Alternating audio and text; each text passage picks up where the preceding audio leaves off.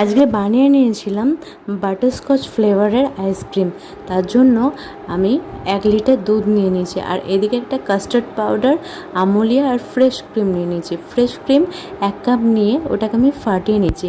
আর এদিকে গরম করা দুধ 1 কাপ তুলে তার মধ্যে 2 টেবিল স্পুন কাস্টার্ড পাউডার আর 3 টেবিল স্পুন আমুলিয়া দিয়েছিলাম। তার মধ্যে 1/2 কাপ চিনি দিয়ে ভালো করে দুধটাকে ফুটিয়ে মোটা করে নিয়ে এই যে আমার দুধ রেডি। আর এদিকে ক্রিমটা ফাটিয়ে ক্রিমটাও রেডি ছিল। এরপর আমি ক্রিমের মধ্যে ওই দুধের ব্যাটারটা দিয়ে দিয়েছিলাম। এর মধ্যে আমি ইয়েলো ফুড কালার অ্যাড করে দিয়েছিলাম। তারপরে আমি আইসক্রিম কন্টেনারে দিয়ে এয়ার টাইট করে আমি ফ্রিজের মধ্যে দিয়ে দিয়েছিলাম। তারপরে দেখো আমার এখানে রেডি হয়ে গেছে বাটারস্কচ আইসক্রিম।